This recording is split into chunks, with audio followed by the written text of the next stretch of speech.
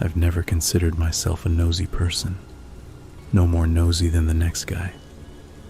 I just have what my ma would call an unhealthy amount of curiosity. I was the kid who climbed to the top of the big oak in the backyard just to see what was in the crow's nest. I was the kid who dug a hole in the backyard so deep that I hit groundwater because I was convinced there was a cave under our house, and I wanted to see it. To see.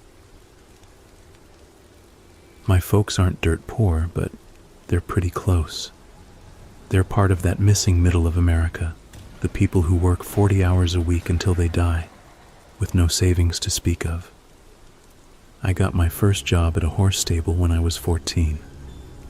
It didn't last very long. I knew I needed to get a job because I knew we needed the money. So I bounced around for the next few years, washing dishes, waiting tables, until I graduated high school. Pop was really tough on me about college. He never went. Nobody in his family had. So there were a few fights about where I would go after school. It was a huge shock to me when, just after graduation, he drove me down to the uni. He'd been classmates with the dean, and they'd come up with an arrangement where I'd get a full scholarship, provided I made good grades and worked for the university. I never felt like a scholar. In high school, I kept my head down and did enough to get by, pulling off B's and a few C's. I wasn't interested in learning because learning wasn't interesting. Uni was different. I took mainly core classes, math, English, history, science, but they were fascinating. For one thing, nobody cared if I showed up or not. It was entirely up to me to succeed, so I did. In exchange for my education, I worked security and did some light maintenance duties. Maintenance was a no-brainer. I've always been handy, and most of the fix-it jobs were the type that could be solved with a liberal application of WD-40 or elbow grease, or both. Security was a different story. Security gave me superpowers. The job itself was pretty easy. I got a uniform, a badge, a flashlight, and Ma gave me some keychain mace for my birthday. No, I didn't get a gun. They weren't allowed on campus anyway. I worked mostly nights and weekends, and doubles during long holiday breaks. I was to walk around the full campus twice a night, checking the labs, computer center, and library. The rest of my time was pretty much my own. There were two other guards, Jake and Al, but they worked different shifts from me. We had overlap nights on Wednesday nights, where we'd get together for about an hour to discuss any major events or changes.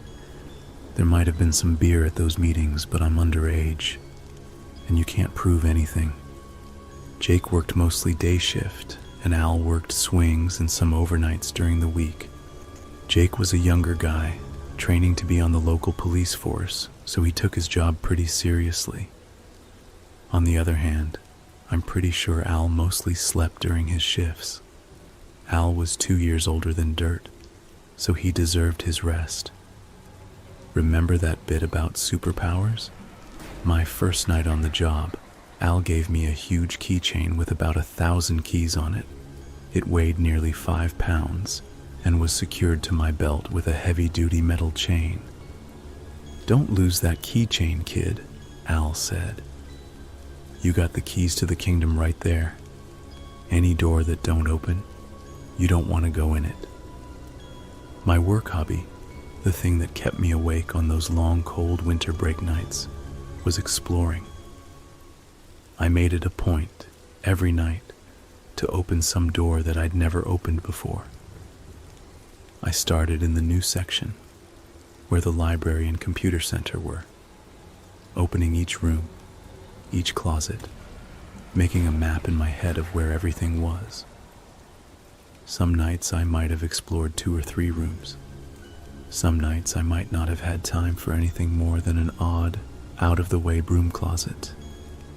The uni is actually a pretty large campus for having a full student body of only 12 or 1300. It was built as a Methodist college in 1896 and became state-owned in the 30s. There were 3 main sections. The old school housed the administration offices and a few unlucky classrooms. Unlucky due to the lack of central heat and air, and the 3-story building had no elevators. The labs were a brutalist horror of poured concrete slabs and tiny windows, built back in the 70s when buildings that looked like Soviet radiators were in style. The new library was steadily losing its new, built in the late 90s boom, and made in that unique red brick and glass style like everything else during those years. When I think back to those early days, those days before, I think how stupid I was. How naive. I should have thought about winter. I should have thought about the solstice. By December of my sophomore year of college, I had cleared every room in the new library. I had opened every door, checked every closet, and had a good mental map of the whole building. It was ultimately pretty unimpressive. I found no buried treasure, no secret stash of missing computer supplies cached in a forgotten closet. I did find a small, sweaty stack of bad porno mags in a supply closet in the basement level. Wicked cowgirls. Who was I to judge? December is a slow time for the university. After the mad rush of finals, the campus was suddenly deserted, the remaining few staff seeming lost. The building stood silent and dark in the thin winter breezes.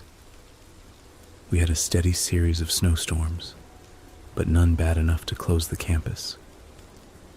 I made sure the sidewalks were clear and the entryways salted, and otherwise tried to stay indoors. Besides, I had the old school to explore. The main old school building, Downing Hall, was a 4-story V-shaped building. It had no elevators, tiny stairwells, and was only exempted from ADA compliance due to its historical importance. It had no air conditioning, save for sporadic window mount units that were only permitted to be installed on the rear of the building so as not to spoil the building's historic charm. The building's heat came from a massive, ancient boiler in the basement. As far as I knew, Al was the only person who knew anything about the boiler, and he must have kept it in good shape, because I never heard of any complaints about it. I spent the second week after finals week poking through the top floors of Downing Hall. I didn't have a lot of time for exploring every night, as the snow gave me more than usual upkeep chores, but I made steady progress. I discovered a small room in the attic on the left wing that must have been an old dean's office, complete with a beautiful antique desk and wardrobe. I checked both, thinking I might find something historic to give to the dean, but the wardrobe was empty save for a moth-eaten wool scarf, and the desk's contents were limited to a few old newspapers and some tax forms from the 1950s. A level below, on the building's 4th floor, I found 24 small, empty classrooms. In my handyman mindset, I checked the windows for loose glass panes and for water or rodent damage. I fully expected to see rat droppings, or at least some insect damage, but I found none. The 2nd and 3rd floors were much the same, except the rooms on the rear of the building were air-conditioned and thus actively used for classes when school was in session. The main floor was administration and included the dean's office. I thought it wise not to snoop around in my boss's office or in payroll, so I skipped a lot of these rooms. I made my way to the stairwell to the basement, used my superhero keychain, opened the heavy door, and went down. The basement of Downing Hall was different from that of the new library. For one thing, it was a lot more cramped. The hallway was narrow and the ceiling was low, with doorways leading off at regular intervals. I checked every room, flipping the old 2-button switches to on, using my flashlight on the dark corners. I had carried a few packs of spare light bulbs, the fancy new CFC bulbs, in my satchel, thinking to replace any that had burned out and save the environment while I was at it. The little rooms mostly contained junk, spare desks, filing cabinets full of 40 and 50-year-old papers, old holiday decorations and so forth, lit by naked hanging bulbs. I'm not an imaginative kind of guy. I guess I'm pretty smart. I'd made straight A's in my college courses. It never occurred to me to be scared. I didn't think, I'm alone in a creepy old basement. This was my place, my job, my hobby, and it all seemed so normal. By the night of the 20th of December, I had made my way to the boiler room. The furnace was a massive monstrosity of iron and rivets, pipes and gauges. It was hellishly hot in that room, and equally loud. It was, however, neat and very clean. Al kept it that way, because he said, a clean boiler lets you get more shut-eye. The furnace had been converted from coal to gas at some point, but the soot had stained the walls of the room, and the old coal chute still opened in one of the corners. I had no intention of giving the boiler room more than a glance. I'd been there dozens of times, and there was nothing to see, just a workbench and the furnace itself, when I noticed a small door to the back and left behind the furnace. That's weird, I thought to myself. I had never seen that door before, but then again, I had never stood in that particular spot beside the workbench, and I had never really looked. The door was smaller than a normal door, maybe 5 feet tall, painted in the same non-colored drab gray-brown of the walls, and was made of metal, just like the other doors in the basement. I went over to it and touched the handle. I think the body knows sometimes when things are wrong. Have you ever had that feeling, like you're being watched, when you know you're totally alone and nobody can see you, but you feel eyes on you? Have you ever gone left instead of right because you got a feeling that you just shouldn't go to the right today? It didn't work that way for me. When I touched that doorknob, nothing felt any different. My head didn't hurt, my neck hairs didn't stand up, and I didn't hear an inner voice saying, "Don't do it." The doorknob turned, but the door wouldn't open. I looked more closely and saw a small keyhole. I checked my magic keychain and found 3 possible matches. Struck out on the first 2, and the third worked, of course. Of course. The hinges squealed like they hadn't been used in a long time. Decades. My handyman instincts noted it. WD-40, I mumbled. I hauled open the door and stepped through into another small, cramped hallway. The light switch worked, and the single bulb blew with a crack. Damn it! My hackles did raise then. I flicked on my flashlight and quickly swapped out the hallway bulb with a new one. I looked around and saw this hallway was narrow, straight, and ended a few yards away at another door. That door opened easily onto another stairway. What the hell? I said. Nobody had ever mentioned a sub-basement for this building. The hairs on the back of my neck were still standing out. I shook it off as nerves from the blown bulb and walked to the stairwell. It was a standard stairwell and looked pretty much the same as the others in the building. I walked to the bottom and met another door. I pushed through it to see another long, narrow hallway, with doors leading off to either side at regular intervals. The first door to my left was unlocked and opened fairly easily onto a storage closet. There were stacks of late 60s era books, a few desks, and a decaying mop in its bucket. The door across from it was unlocked but did not open so easily. I hauled the door open to find a larger room that looked to have been used as a classroom. There were desks, a blackboard, anatomical diagrams, and posters on the walls. Everything was covered in an inch of dust and appeared to have not been touched in a long time. Why would anyone put a classroom down here? I mumbled to myself. How would they even convince students to get down here in the first place? I remember thinking, at that point, that I must have somehow discovered a back way into the other wing of the V-shaped Downing Hall. Maybe this is where the old science classes were held, before the labs were built. I moved on to the next set of rooms. They were both classrooms, abandoned, dust-covered, and mostly empty. So were the next pair, and the next. I saw a total of 12 disused classrooms in that hallway, and a small break room, complete with a lonely coffee pot. I also found 2 small restrooms. I didn't spend much time checking them out, as the lights didn't work, and I didn't feel like replacing those bulbs. I found myself getting slightly nervous. I was in a strange section of the campus, and I was working alone that night. In the back of my mind, I just couldn't truly justify the existence, the waste of a whole floor full of unused classrooms.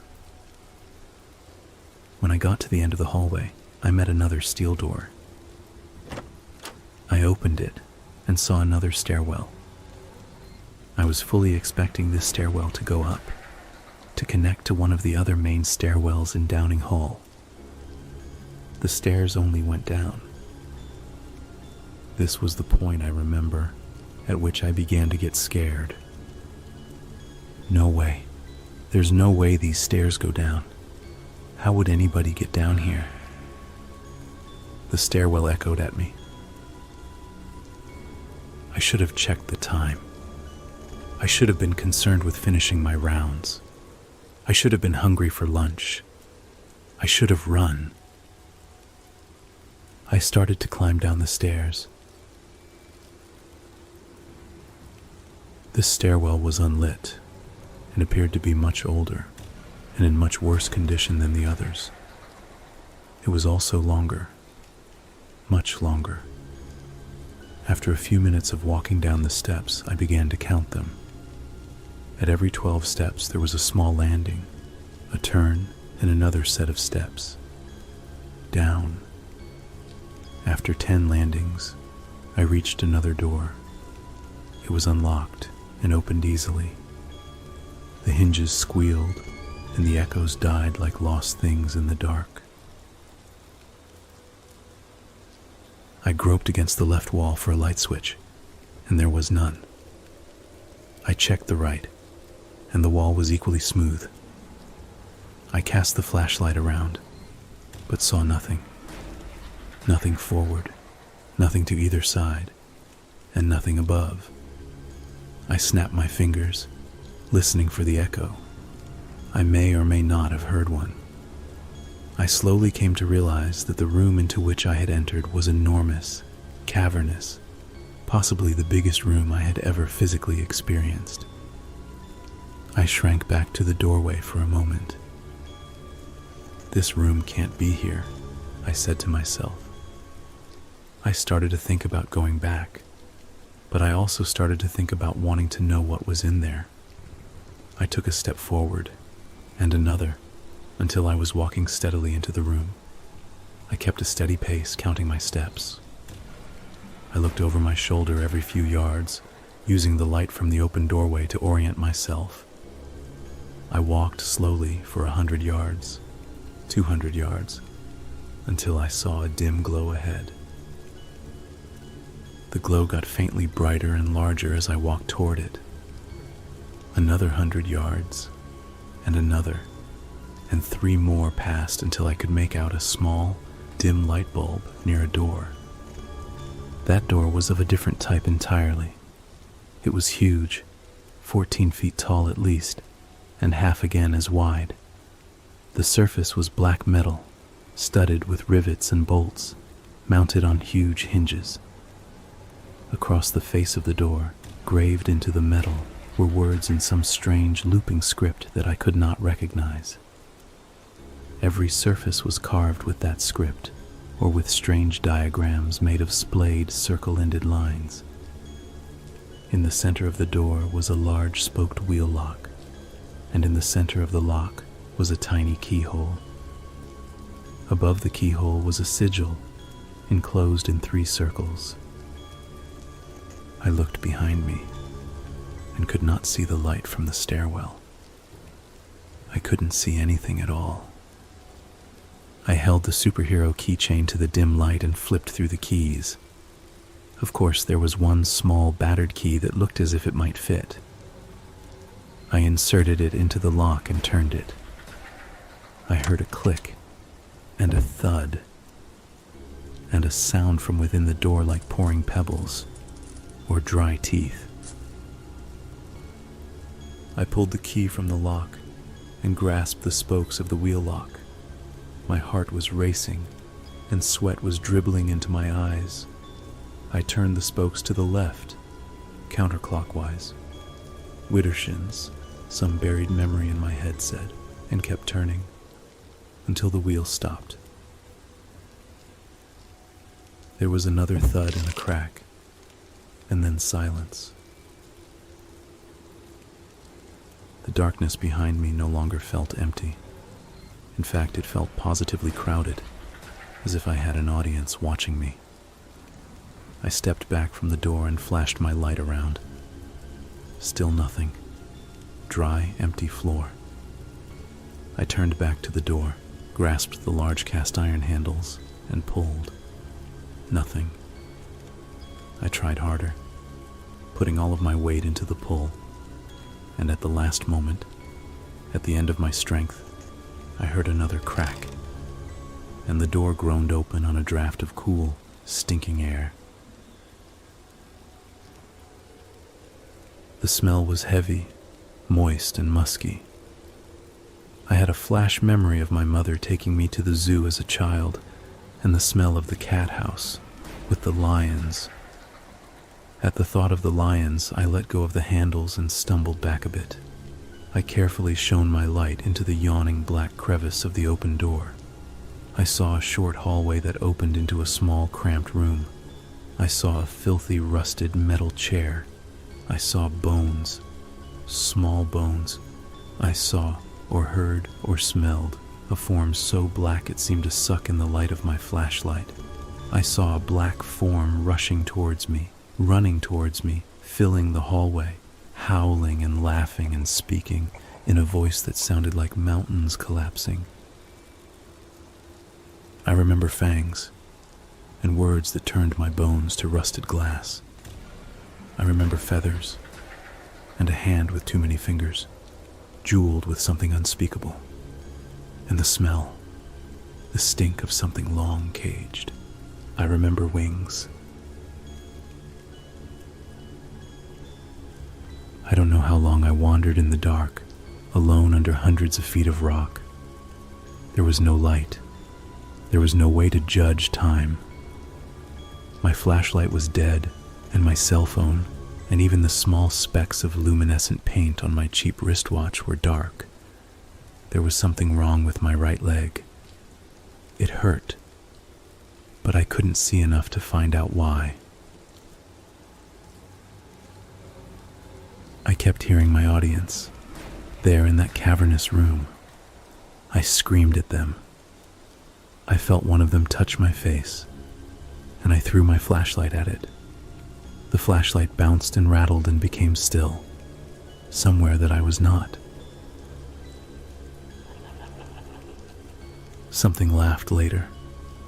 I raved and screamed but didn't throw anything else. I found the doorway after hours or days of crawling. There were no lights in the stairwell. After years of climbing, I crawled into that first forgotten hallway. I sliced my fingers on the crushed remains of the light bulbs I had packed in my satchel. I crawled down the hallway and reached the next stairwell. I hauled myself up them and finally out into the boiler room. When I staggered out of Downing Hall, 2 full days after going in, it was into dim winter daylight and a full police presence. 5 people had been found dead on and around the campus. All had been brutally, savagely murdered, bodies splayed open, viscera missing. The teeth marks suggested a wild animal, but the murder scenes and body positioning also displayed a certain intelligence to them. There was also the writing, carved into the flesh, when it was not yet dead meat. The cops wouldn't talk about the writing. The cops wouldn't talk to me either. Not afterwards. When they first saw me stumble out into daylight, covered in blood, they assumed I was the perpetrator. They quickly changed their assumptions when the medics pointed out the green stick fracture, the dehydration, the concussion, and the obvious shock. The cops asked a lot of questions, and I answered as best as I could. I told them about the door in the boiler room. They couldn't find it. They showed me the bare, smooth wall from where I had crawled, dazed and broken. My tracks stopped at that wall. 2 cops tried breaking through the wall in that spot, only to meet old brick, and older earth past that. The cops wanted to know where the long black feathers came from, stuck to my clothes by dried blood. I didn't know. I didn't want to know. The cops, the medics, nobody would look at me anymore. The scars on my face, the deep, gouged out writing, was not a sight that most would want to see. I was marked. Whatever I had let out, whatever had killed and eaten 5 people, and a week later 6 more, had marked me as a friend.